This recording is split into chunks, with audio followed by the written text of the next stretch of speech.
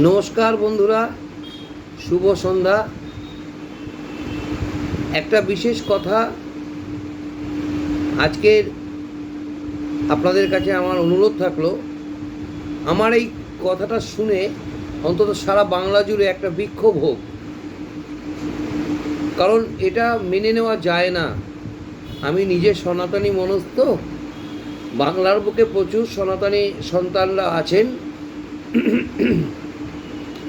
আপনারা দেখে থাকবেন সারা বাংলা জুড়ে একটা অ্যানাউন্সমেন্ট চলছে, যেভাবে আপনারা রেশন পান ওইভাবে আপনারা মহাপ্রসাদ বাড়ি বাড়ি পাবেন। কথা হচ্ছে এই মহাপ্রসাদ আমাদের এ রাজ্যে সরকার দেবে, কিন্তু সেটা মহাপ্রসাদ নাম কেন হবে? পুরীর জগন্নাথ দেবের ধামে যে প্রসাদটা হয় সেটাই সারা বিশ্ব জুড়ে মহাপ্রসাদ নামে পরিচিত, এবং সেটাই অরিজিনাল মহাপ্রসাদ। একটা রেপ্লিকা মন্দির বানিয়ে সেখানে বিগ্রহ রেখে তার সামনে পুজো করে সেই প্রসাদটা নিশ্চয়ই মহাপ্রসাদ নাম দেওয়াটা আমরা মেনে নিতে পারি না সনাতনী হিসেবে। সবাইকে কি বললাম, ঠিক বললাম তো আমি? তো এইটা যে আমাদের এই রাজ্যে করছে, এটা আমাদের সনাতনীদের কাছে এটা অপমান।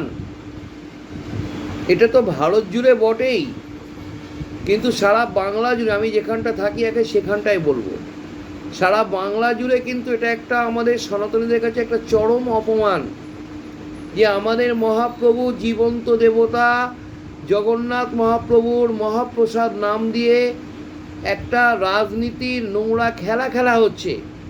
এইটার বিরুদ্ধে প্রতিবাদ হোক। আপনারা রাস্তায় নেমে প্রতিবাদ করুন, যেখানে যাবে এই অ্যানাউন্সমেন্ট হবে গাড়ি থামিয়ে দিয়ে বলুন এই মহাপ্রসাদ নামটা দেওয়া আপনাদের চলবে না। কারণ আমরা সনাতনীরা আমাদের রাজ্যে কিন্তু নিরাপদ নই। আমার একটাই অনুরোধ আপনাদের কাছে, আপনারা প্রতিবাদ হন, প্রতিবাদে সোচ্চারী হয়ে উঠুন, কারণ এটা সনাতনীদের পক্ষে একেবারেই মেনে নেওয়া যায় না।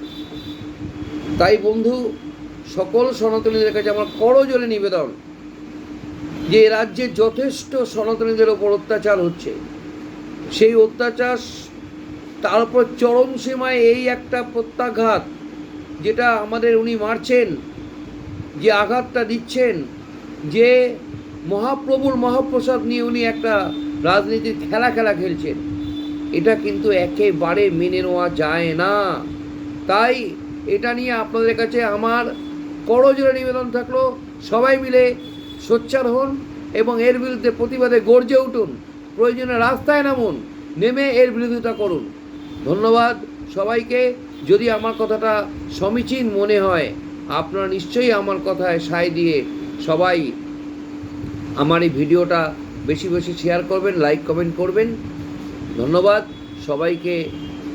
রাধা মাধবের কাছে কৃপায় সবাই ভালো থাকবেন এই কামনা করে আমার ছোট্ট ভিডিওটি এখানে আমি শেষ করছি। নমস্কার।